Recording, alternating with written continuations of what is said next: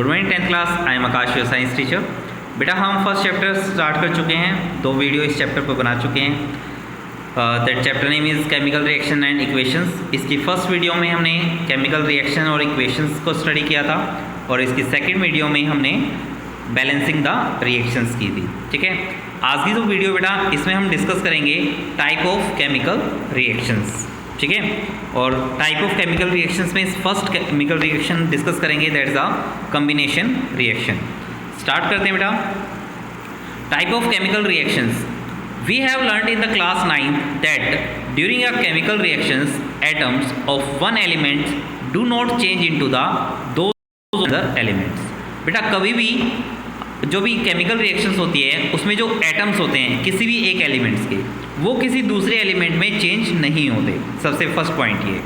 Second point, not do not disappear from the mixture और appear from elsewhere. ना तो कभी भी केमिकल रिएक्शंस होगी तो उसमें किसी दो एलिमेंट्स के जो एटम होंगे वो एक दूसरे में डिसअपियर नहीं होंगे। ठीक है, वो दिखेंगे नहीं, मतलब डिसअपियर नहीं होंगे, वो यहीं पर प्रेजेंट रहेंगे। ठीक है, अब एक्चुअली में अगर ये नहीं होगा तो केमिकल रिएक्शंस में होता क्या है? तो बेटा chemical reactions involves the breaking and making of bonds between atoms to produce a new substance.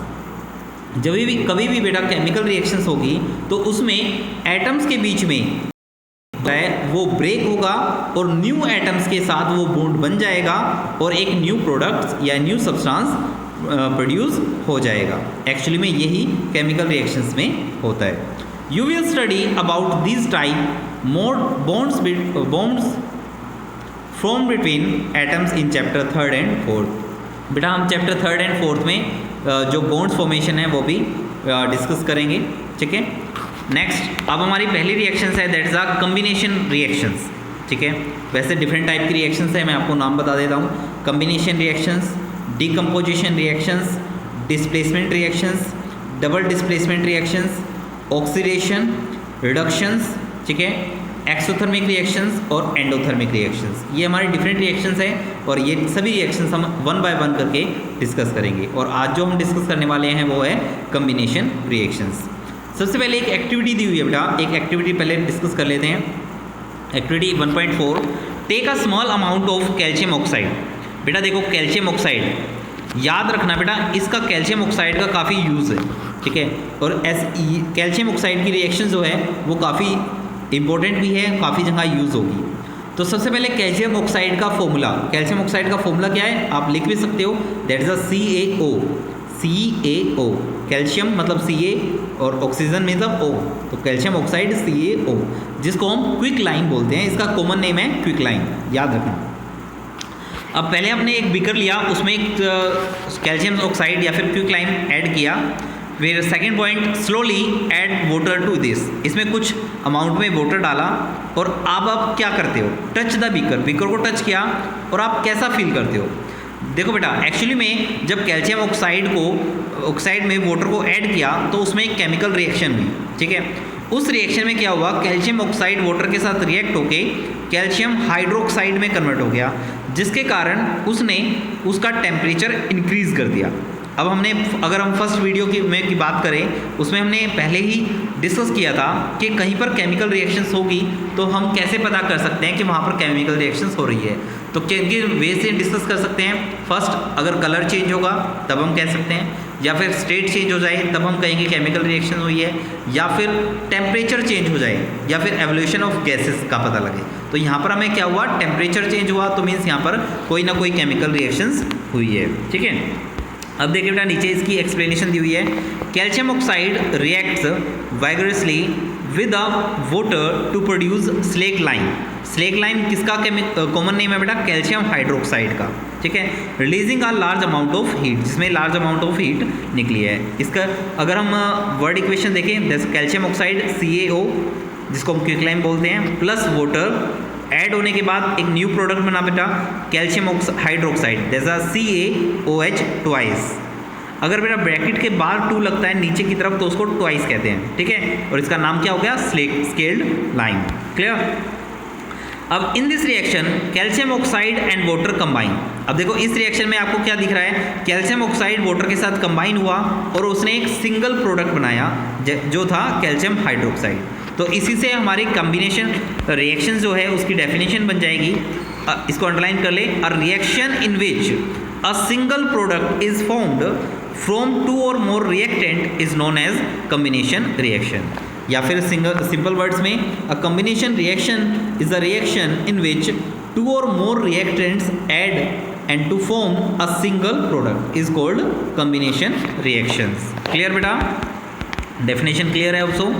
अब देखिए इसके कुछ एग्जांपल्स और हैं बेटा, जैसे ये एक डू यू नो में भी दिया हुआ है, a solution of scale lines produce by the reactions 1.31 is use to white washing.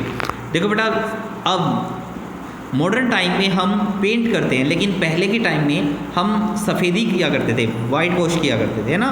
तो वाइट वॉश जो करते हैं अब भी, जैसे वाइट वॉश पेंट से पहले वाइट वॉश होता है ना, उसमें क्या होता है, आपका स्केल लाइन ही प्रेजेंट होता है, ठीक है, कैल्शियम हाइड्रोक्साइड ही प्रेजेंट होता है। तो calcium hydroxide react slowly with carbon dioxide. अगर वो कार्बन डाइऑक्साइड के साथ रिएक्ट हो जाए तो वो वहाँ पर कैल्शियम कार्बोनेट बनाता है। जैसे रिएक्शंस में लिखा हुआ है calcium hydroxide plus carbon dioxide जो गैस है, और जब ये रिएक्ट होते हैं तो हमारा कैल्शियम कार्बोनेट बनता है, मतलब चूने का पत्थर बन जाता है और वाटर बन जाता है साथ में, ठीक है। ये भी आपकी एक कॉम्बिनेशन रिएक्शन का एग्जाम्पल है।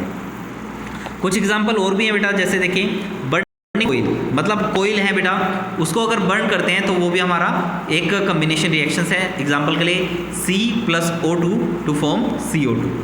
नेक्स्ट एग्जाम्पल है formation of water from H2 and O2। बेटा H2 और O2 से जब वाटर बनता है तो वो भी आपका एक कॉम्बिनेशन रिएक्शन का एग्जाम्पल हो जाए, जैसे 2H2 + O2 to form 2H2O। तो ये भी एक कॉम्बिनेशन रिएक्शन का एग्जाम्पल है। इन अ सिंगल लैंग्वेज, अगर सिंपल वर्ड्स में आप कहें, व्हेन टू और मोर रिएक्ट सब्सटेंस या एलिमेंट्स या compound combine to form a single product, एक सिंगल प्रोडक्ट बनता है तो उस रिएक्शंस को हम क्या कहेंगे, कॉम्बिनेशन रिएक्शंस कहेंगे। अब बेटा in activity 1.4 you will observe that a large amount of heat is evolved. मतलब वहाँ पर आपने 1.4 एक्सरसाइज जो देखी उसमें क्या हुआ था कि ज़्यादा अमाउंट में एनर्जी निकली थी। अब बेटा यहाँ से एक अनदर रिएक्शंस का हिंट मिलता है, that is a exothermic reaction. Exothermic reactions क्या होती है, reaction in which heat is released along with formation of product. जब प्रोडक्ट बनता है और उसके साथ में हीट भी निकले तो उस रिएक्शन को हम एक्सोथर्मिक रिएक्शंस कहते हैं। तो इसको भी अंडरलाइन कर ले सकते हो आप, और इसको अपनी नोटबुक में लिखना, एक्सोथर्मिक रिएक्शन। मतलब मोस्ट ऑफ कॉम्बिनेशन रिएक्शन जो होती हैं वो आपकी एक्सोथर्मिक रिएक्शन होती है, जिसमें प्रोडक्ट के साथ हीट भी निकलती है, ठीक है। एग्जाम्पल के लिए बेटा burning of natural gas. Natural gas क्या होती है, CH4 is a natural gas. Oxygen की प्रेजेंस में कार्बन डाइऑक्साइड और वाटर बन जाएगा। ये आपकी कॉम्बिनेशन रिएक्शन भी है और एक्सोथर्मिक रिएक्शन का एग्जाम्पल भी है। Do you know that respiration is exothermic. बेटा रेस्पिरेशन क्या होती है, सांस लेना, और सांस लेते हुए जो ऑक्सीजन अंदर जाती है उसमें फूड जो होता है वो ब्रेक डाउन होता है ऑक्सीजन की प्रेजेंस में, इसलिए वहाँ पर एनर्जी निकलती है। तो उस एनर्जी को भी, इसलिए हम रेस्पिरेशन को भी एक्सोथर्मिक रिएक्शंस कहते हैं। We all know that we need energy. हमें पता है बेटा हमें सभी को एनर्जी चाहिए जिंदा रहने के लिए। We eat this energy for food, इसलिए हम फूड को ईट करते हैं। तो ड्यूरिंग डाइजेशन, देखो डाइजेशन जब प्रोसेस करते हैं तो फूड ब्रेक डाउन होता है और सिंपल सब्सटेंस में।